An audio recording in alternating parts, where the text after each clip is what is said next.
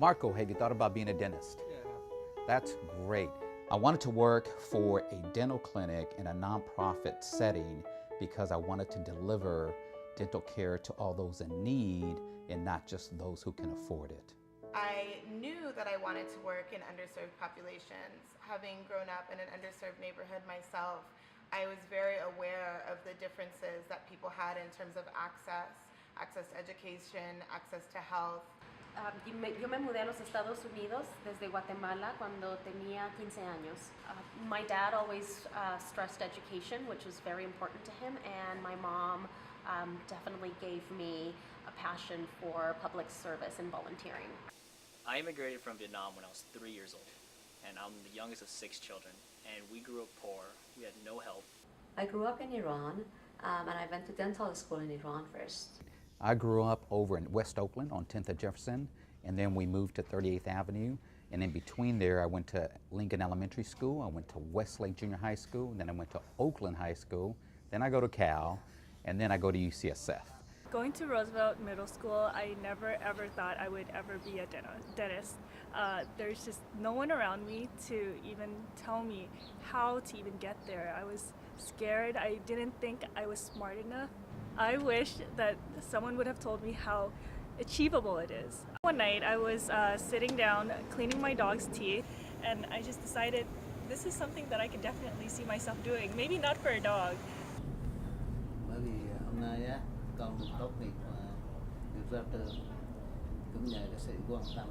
He said that the reason why I'm successful today is because of the support of my brothers and sisters and my mom and dad, and also with the support of the American government, who has been able to provide scholarships and financial aid so that I could get to where I am today. I overcame my financial challenges to attend college by looking at resources and figuring out other options to pay for college outside of my family's financial situation. And I applied for any and everything that came up that I qualified for. I found my mentor by volunteering at the Berkeley Free Clinic.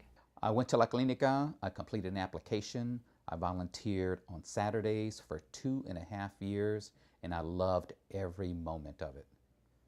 I'm the first person in my family to go to graduate school. Me too.